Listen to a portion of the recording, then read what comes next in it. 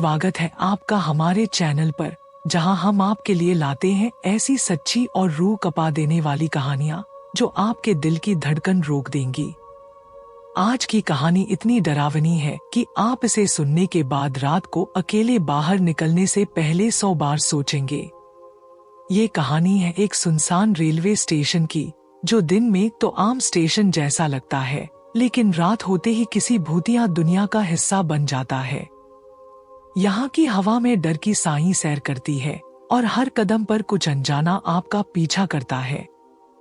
तो अपनी सीट पकड़िए, लाइट्स बंद करिए और तैयार हो जाइए एक ऐसी सैर के लिए जो आपके रोंगटे खड़े कर देगी।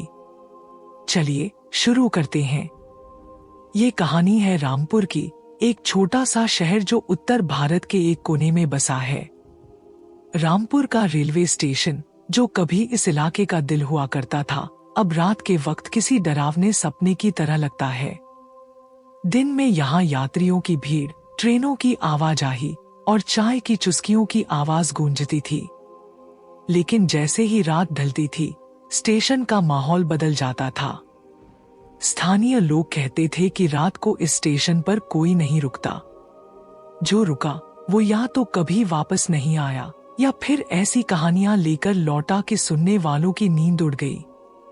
बात शुरू हुई थी साल 1998 की एक ठंडी अक्टूबर की रात से।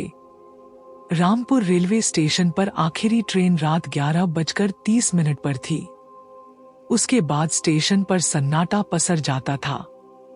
स्टेशन मास्टर रामलाल एक 50 साल का बुजुर्ग आदमी था, जो पिछले 20 साल से यहाँ काम कर रहा था। रामलाल को लोग बहुत पसंद करते थे। उसकी मुस्कान और हर यात्री की मदद करने की आदत ने उसे सबका चहेता बना दिया था। लेकिन उस रात कुछ ऐसा हुआ कि रामलाल की मुस्कान हमेशा के लिए गायब हो गई। 15 अक्टूबर 1998 को मौसम बहुत खराब था। आसमान में काले बादल छाए थे और तेज हवाएं ऐसी चल रही थी जैसे कोई अनजानी साई स्टेशन के इर्द गिर्द मंडरा रही हो। बारिश की बूंदें स्टेशन की पुरानी छत पर गिरकर अजीब सी आवाजें पैदा कर रही थी, जैसे कोई धीरे धीरे खटखटाकर बुला रहा हो। रामलाल अपने छोटे से ऑफिस में बैठा था, जहां एक पुराना रेडियो हल्की आवाज में भक्ति गाने बजा रहा था। उसने अपनी चाय का आखिरी घूंट लिया और सोचा कि अब ऑफिस बंद करके घर चला जाए। रात के 11:45 हो चुके थे और आखिरी ट्रेन जा चुकी थी। स्टेशन पर सन्नाटा था, सिवाय हवा के सनसनाने और बारिश की बूंदों की आवाज के। तभी रामलाल को प्लेटफॉर्म नंबर 2 से कुछ अजीब सी आवाज सुनाई दी, जैसे कोई भारी जूतों में धीरे धीरे चल रहा हो। टक टक टक। आवाज ऐसी थी जैसे कोई जानबूझकर धीमे कदम रख रहा हो। रामलाल को लगा शायद कोई यात्री रह गया होगा। उसने अपनी पुरानी टॉर्च उठाई, जो हल्की हल्की टिमटिमा रही थी, और बाहर निकला। कौन है वहां? उसने जोर से आवाज लगाई। जवाब में सिर्फ सन्नाटा था। हवा और तेज हो गई थी और बारिश की बूंदें अब तेजी से गिर रही थी। रामलाल ने टॉर्च की रोशनी प्लेटफॉर्म पर घुमाई, लेकिन वहां कोई नहीं था। उसे लगा शायद उसका वहम होगा। वो वापस ऑफिस की ओर मुड़ा, लेकिन तभी उसे फिर से वही आवाज सुनाई दी। इस बार आवाज और करीब थी, जैसे कोई उसके ठीक पीछे चल रहा हो। रामलाल का दिल जोर जोर से धड़कने लगा। उसने टॉर्च की रोशनी फिर से प्लेटफॉर्म की ओर की और इस बार उसे कुछ दिखा। प्लेटफॉर्म के आखिरी छोर पर, जहां टॉर्च की रोशनी मुश्किल से पहुंच रही थी, एक साए जैसी आकृति खड़ी थी। वो आकृति इंसान जैसी लग रही थी, लेकिन उसका चेहरा धुंधला था। रामलाल ने जोर से पूछा, कौन है? इधर आओ। लेकिन वो आकृति हिली नहीं। वो बस वही खड़ी रही, जैसे उसे घूर रही हो। रामलाल को डर लग रहा था, लेकिन वो हिम्मत करके उस आकृति की ओर बढ़ा। जैसे जैसे वो करीब गया, उसे एहसास हुआ कि वो कोई इंसान नहीं था। उसका चेहरा, वो चेहरा बिल्कुल खाली था। ना आंखें, ना नाक, ना मुंह। बस एक सफेद चिकना सा चेहरा जो अंधेरे में चमक रहा था। रामलाल के हाथ से टॉर्च गिर गई और वो पीछे की ओर भागने लगा। लेकिन तभी उसे ऐसा लगा जैसे कोई ठंडा हाथ उसके कंधे पर रखा गया हो। उसने पीछे मुड़कर देखा, लेकिन वहां कोई नहीं था। रामलाल किसी तरह अपने ऑफिस में पहुंचा और दरवाजा बंद कर लिया। उसकी सांसें तेज चल रही थी और उसका दिल ऐसा धड़क रहा था जैसे बाहर निकल आएगा।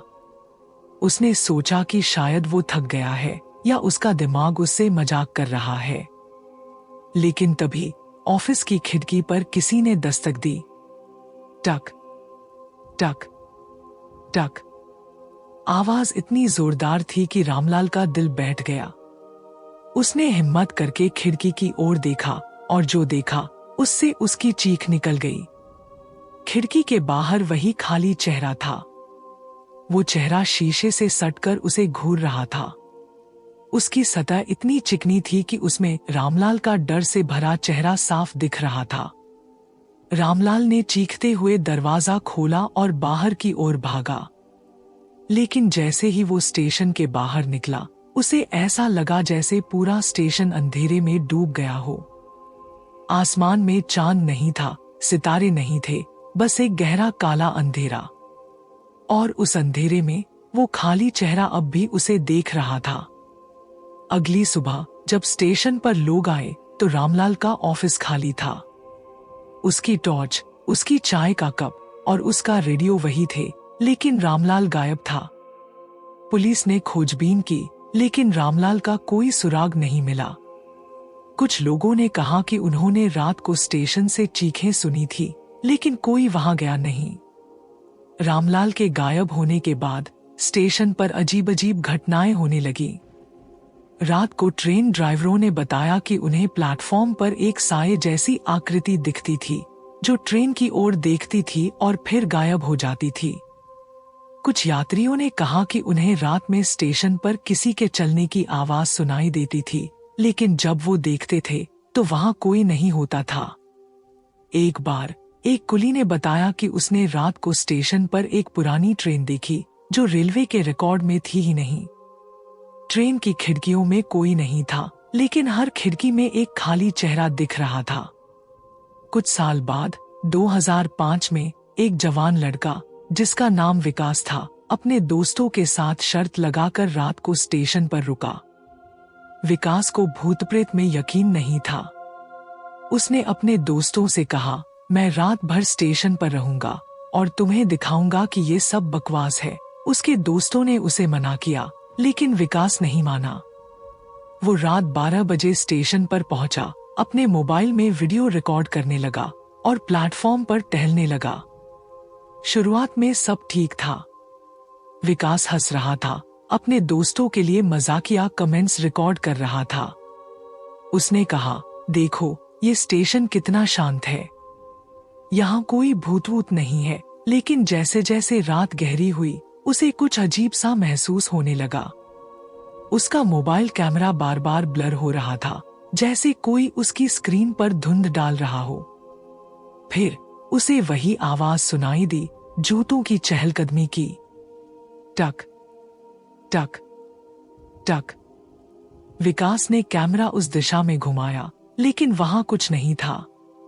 उसने हंसकर कहा, देखा, कुछ नहीं है, तुम लोग डरपोक हो। लेकिन तभी उसके कैमरे में कुछ दिखा। प्लेटफॉर्म के आखिरी छोर पर वही खाली चेहरा था। विकास की हंसी गायब हो गई। उसने कैमरा जूम किया और जैसे ही उसने वो चेहरा देखा, उसका फोन गिर गया। वीडियो में उसकी चीख साफ सुनाई दे रही थी। अगली सुबह विकास का फोन स्टेशन पर मिला, लेकिन विकास गायब था। उसके फोन में रिकॉर्ड हुआ वीडियो वायरल हो गया। उस वीडियो में आखिरी कुछ सेकंड में वो खाली चेहरा साफ दिख रहा था। लोग कहते हैं कि जो भी उस वीडियो को पूरा देखता है, उसे रात में अजीब अजीब सपने आते हैं। कुछ लोगों ने तो ये भी कहा कि उन्हें अपने घर में वही खाली चेहरा दिखा। स्थानीय लोगों ने स्टेशन को बंद करने की मांग की, लेकिन रेलवे वालों ने इसे महज अफवाह कहा। फिर भी रात को कोई भी उस स्टेशन पर रुकने की हिम्मत नहीं करता। लेकिन कहानी यहीं खत्म नहीं होती। 2012 में एक और घटना हुई। एक पत्रकार, जिसका नाम रीना था, ने इस स्टेशन की कहानी पर एक डॉक्यूमेंट्री बनाने का फैसला किया। रीना ने स्थानीय लोगों से बात की, पुराने रिकॉर्ड्स खंगाले और आखिरकार एक रात स्टेशन पर रुकने का फैसला किया। रीना अपने कैमरामैन अजय और एक माइकमैन संजय के साथ रात 11 बजे स्टेशन पर पहुंची। उन्होंने कैमरे सेट किए, लाइट्स लगाईं और रिकॉर्डिंग शुरू की। शुरू में सब कुछ सामान्य था। रीना स्टेशन की पुरानी कहानियां बता रही थी और अजय कैमरे से प्लेटफॉर्म की तस्वीरें ले रहा था। लेकिन जैसे ही घड़ी ने 12 बजाए, माहौल बदल गया। संजय को सबसे पहले कुछ अजीब लगा। उसने कहा कि उसे माइक में कुछ फुसफुसाहट की आवाजें सुनाई दे रही हैं, जैसे कोई धीरे धीरे कुछ बोल रहा हो। रीना ने इसे हवा की आवाज समझकर टाल दिया। लेकिन तभी अजय का कैमरा अचानक बंद हो गया। उसने बैटरी चेक की, लेकिन बैटरी पूरी थी। फिर उनकी लाइट्स एक एक करके टिमटिमाने लगी। रीना ने हिम्मत दिखाते हुए कहा, चलो प्लेटफॉर्म नंबर 2 पर चलते हैं। वही तो सारी घटनाएं हुई हैं। वो तीनों प्लेटफॉर्म की ओर बढ़े। लेकिन जैसे ही वो प्लेटफॉर्म के आखिरी छोर पर पहुंचे, उन्हें वही टक टक टक की आवाज सुनाई दी। अजय ने कैमरा ऑन किया, लेकिन स्क्रीन पर सिर्फ धुंध दिख रही थी। संजय की सांसें तेज हो गईं और उसने कहा, रीना, हमें यहां से जाना चाहिए। कुछ ठीक नहीं है। लेकिन रीना नहीं मानी। उसने कहा, हम यहां सच जानने आए हैं। तभी अजय ने चीख मारी। उसने कैमरे की स्क्रीन की ओर इशारा किया। स्क्रीन पर वही खाली चेहरा था जो अब उनके ठीक सामने खड़ा था। रीना ने पीछे मुड़कर देखा और उसकी चीख पूरे स्टेशन में गूंज गई। वो तीनों भागने लगे, लेकिन स्टेशन का मुख्य गेट जैसे जाम हो गया हो। किसी तरह वो तीनों स्टेशन से बाहर निकले और अपनी गाड़ी में बैठकर भागे। अगले दिन जब उन्होंने अपने कैमरे चेक किए तो सारी रिकॉर्डिंग खाली थी। लेकिन अजय के फोन में एक तस्वीर थी जो उसने गलती से खींच ली थी। उस तस्वीर में वही खाली चेहरा साफ दिख रहा था और उसके पीछे रामलाल की धुंधली सी आकृति थी। रीना ने अपनी डॉक्यूमेंट्री कभी पूरी नहीं की। उसने कहा कि वो स्टेशन किसी शापित जगह से कम नहीं है। आज भी रामपुर रेलवे स्टेशन रात को सुनसान रहता है। वहां की हवा में एक अजीब सी ठंडक है और अगर आप ध्यान से सुने तो आपको दूर से किसी के चलने की आवाज सुनाई दे सकती है। कुछ लोग कहते हैं कि वो खाली चेहरा रामलाल की आत्मा है जो स्टेशन पर भटक रही है। कुछ का कहना है कि वो कोई और ही चीज है जो सालों से वहां रह रही है और जो भी रात को स्टेशन पर रुकता है वो उसे अपने साथ ले जाती है। कुछ स्थानीय बुजुर्ग बताते हैं कि स्टेशन के नीचे एक पुराना कब्रिस्तान था जिसे रेलवे लाइन बिछाने के लिए तोड़ा गया था। शायद वो खाली चेहरा उन आत्माओं में से एक है जो अपनी जगह छीनने का बदला ले रही है। लेकिन सच क्या है ये कोई नहीं जानता। दोस्तों, ये थी रामपुर रेलवे स्टेशन की सच्ची और डरावनी कहानी जो आज भी लोगों के दिलों में खौफ पैदा करती है। अगर आपको ये कहानी पसंद आई तो हमारे चैनल को लाइक, शेयर और सब्सक्राइब करना न भूलें। और हाँ, अगर आपके साथ भी कोई डरावनी घटना हुई है तो हमें कमेंट में जरूर बताएं। क्या पता आपकी कहानी हम अपने अगले वीडियो में दिखाएं। तब तक सुरक्षित रहिए और रात को अकेले स्टेशन पर जाने से बचिए।